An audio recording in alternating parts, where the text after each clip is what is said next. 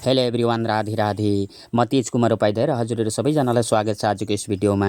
आज चाहिँ हामी श्रीमती, छोरी र म भएर हामी सुनारी मार्केट जाँदैछौँ र मार्केट किन गइरहेको छौँ हजुरहरूले भिडियोको अन्त्यमा थाहा पाउनुहुनेछ। कृपया भिडियोलाई अन्तसम्म हेर्नुहोला।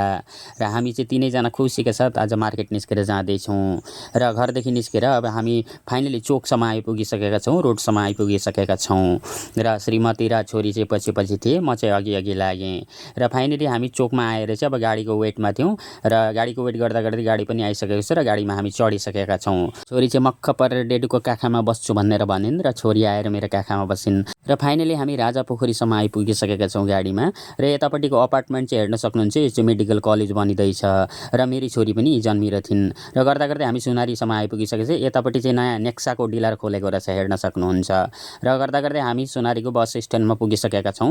गाडीदेखि तल झरेर अब हामीहरू फाइनली मार्केटतिर लागेका र हिँड्दै नै जानेछौँ किनभने छेउमै छ, त्यही भएर हामी चाहिँ अब हिँड्दै जाँदैछौँ। र यतापट्टि चाहिँ यो चाहिँ कलेज पुल हो गाइज, यहाँ चाहिँ स्टेडियम पनि हो र हामी चाहिँ अब हिँड्दै हिँड्दै तीनजना मार्केटको तर्फ जाँदैछौँ र म चाहिँ पछि पछि भिडियो सुट गर्दैछु र श्रीमती र छोरी चाहिँ अघि अघि। र यो चाहिँ कलेजको गेट हो गाइज। हामी चाहिँ बिस्तारै बिस्तारै हिँड्दै हिँड्दै मार्केटको तर्फ जाँदैछौँ र गर्दा गर्दै हामी मार्केटको छेउमा आइ पनि पुगिसकेका छौँ। यो चाहिँ चराइदेऊ हार्डवेयरको छेउको भिडियो हो र गर्दा गर्दै हामी मार्केटमा आइपुगिसकेका छौँ र मार्केटमा पसेर चाहिँ सबैतिर अब तिहारको बजार गर्न भनेर हामी आएका र हेर्न सक्नुहुन्छ सबैतिर जगमग जगमग भइरहेको छ होइन। लाइटिङहरू कस्तो राम्रो राम्रो, क्या दामी दामी छ।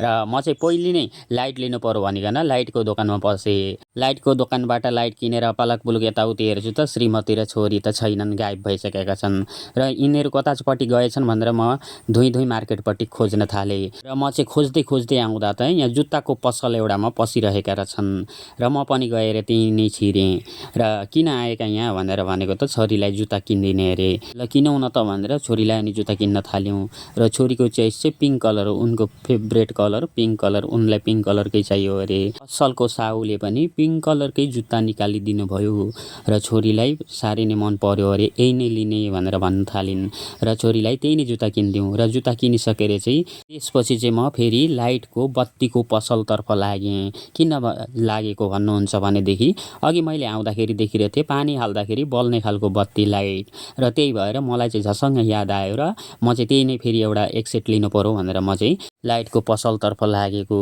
र म फाइनली गएर पुगेर लाइटको पसलमा पुगेर एक सेट मैले पानी हाल्दाखेरि बल्ने खालको लाइट बत्ती लिएँ र त्यसपछि चाहिँ म फेरि फर्केर श्रीमती छोरीको तर्फ आएँ र यतापट्टि चाहिँ उनीहरू गएर कपडाको पसलमा गएर कपडा हेर्दै रहेछन् र छोरीलाई कपडा किनिदिने अरे। छोरीलाई कपडा किनिदिँदा अब छोरीकै चोइसमा किनिदिनु पर्यो होइन र गाइस, र त्यही भएर छोरीकै चोइसमा किनिदिउँ। र अब कस्तो खालको कपडा भन्नुहुन्छ भने यस्तो हो, यो चाहिँ सारारा फ्रक अरे र छोरीलाई चाहिँ यही नै पसन्द आयो अरे, मन पर्यो अरे। र अब कलर चाहिँ साह्रै राम्रो लागेको थिएन र पनि यो डिजाइनमा एउटै कलर रहेछ र त्यही भएर अब उनलाई पनि पसन्द लाग्यो। अब त्यही भएर उनले यही नै किनिमागिन् र यतापट्टि चाहिँ हेर्नु न गाइस, अब कति राम्रो राम्रो स्टिलको मन्दिर बनाएको रहेछ। फाइनली मैले पनि अस्ति नै एउटा लगिरहेको थिएँ तर मैले घरमा लगेको चाहिँ अलिकति सानो थियो र हामी चाहिँ अहिले मदिना कम्प्लेक्सको तर्फ आइसकेका छौँ, मदिना मार्केटको तर्फ। र हेर्न सक्नुहुन्छ यो मदिना कम्प्लेक्सको अगाडिपट्टिको दृश्य र छोरीले चाहिँ यहाँ पानीपुरीवाला भैयाले पानीपुरी बनाइरहेको देखेर पानीपुरी खान्छु डेडु भनेर भन्न थालिन् र खाऊ न त भनेर भने र म चाहिँ गएर अब चिया खानु पर्यो भनिकन चियाको पसलमा चियाको लागि अर्डर गरेँ र छोरीले चाहिँ गम गम पानीपुरी खाँदैछिन्। हेर्नु न यति फास्ट खान्छन् भनेदेखि अब ठुलै मान्छेले पनि पत्तो पाउँदैन, त्यस्तो गरी खान्छन्।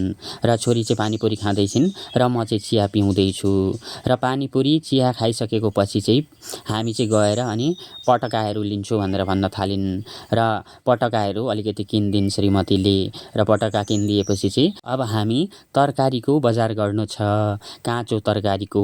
र हामी चाहिँ तरकारीको सब्जीको मार्केटतिर पस्यौँ, छिर्यौँ र गएर काँचो सब्जीहरू तरकारीहरू अलिअलि किन्यौँ र त्यसपछि चाहिँ यतापट्टि भैयाले चाहिँ जिस्क्याउँदै हुनुहुन्थ्यो, युट्युबको भिडियो बनाउनुहुन्छ दाइ भनेर भन्दै हुनुहुन्थ्यो अनि म चाहिँ मुसुक मुसुक हाँसेर होइन होइन भनेर भन्दै थिएँ।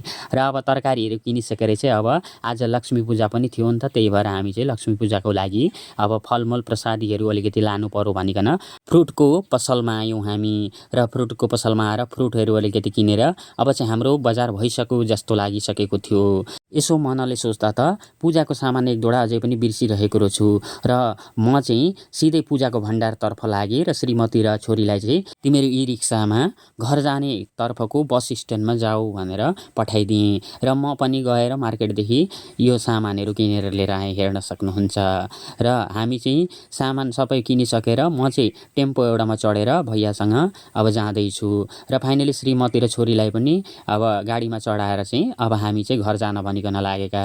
र आजको भिडियोमा यति है गाइज। हजुरहरूलाई भिडियो कस्तो लाग्छ अवश्य कमेन्ट गरेर भन्नुहोला। भिडियो मन परेमा लाइक कमेन्ट सेयर अवश्य गरिदिनु होला। र हजुरहरू कुन ठाउँबाट मेरो यस भिडियोलाई हेर्दै हुनुहुन्छ कमेन्ट बक्समा गएर टक्क लेख्न नबिर्सिनु होला। फेरि भेट हुनेछ अर्को भिडियोमा। आजको भिडियोलाई यतिमै राखियो। हरे कृष्ण, राधे राधे।